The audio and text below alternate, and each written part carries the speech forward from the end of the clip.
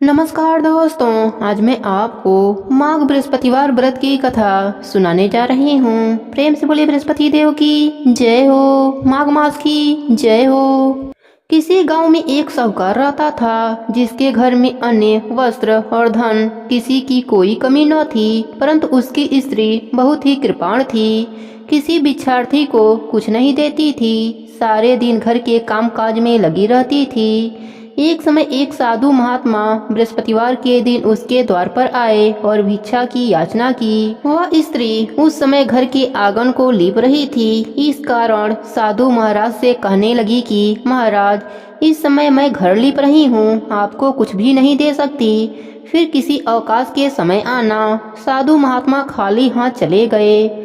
कुछ दिनों के पश्चात वही साधु महाराज आए, उसी तरह भिक्षा मांगी। साहूकारनी उस समय लड़के को खाना खिला रही थी। कहने लगी, महाराज मैं क्या करूं, अवकाश नहीं है, इसलिए आपको भिक्षा नहीं दे सकती। तीसरी बार महात्मा आए तो उसने उन्हें उसी तरह से टालना चाहा, परंतु महात्मा जी कहने लगे कि यदि तुमको बिल्कुल ही अवकाश हो जाए तो मुझको भिक्षा दोगी। साहूकारनी कहने लगी, हाँ महाराज, यदि ऐसा हो जाए तो आपकी बड़ी ही कृपा होगी।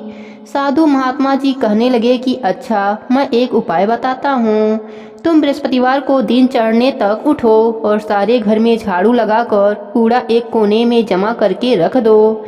घर में चौका इत्यादि मत लगाओ। फिर स्नान आदि करके घर वालों से कह दो उस दिन सब लोग हजामत अवश्य बनवावे। रसोई बनाकर चूल्हे के पीछे रखा करो, सामने कभी भी न रखो। सायंकाल को अंधेरा होने के बाद दीपक जलाया करो तथा बृहस्पतिवार को पीले वस्त्र मत धारण करो, न पीले रंग की चीजों का भोजन करो। यदि ऐसा करोगे तो तुमको घर का कोई भी काम नहीं करना पड़ेगा। साहूकारनी ने ऐसा ही किया। बृहस्पतिवार को दिन चढ़े उठी, झाड़ू लगाकर कूड़े को घर में जमा कर दिया। पुरुषों ने हजामत बनवाई, भोजन बनाकर चूल्हे के पीछे रख दिया। वह सब बृहस्पतिवारों को ऐसा ही करती रही। अब कुछ काल बाद उसके घर में खाने को दाना न रहा।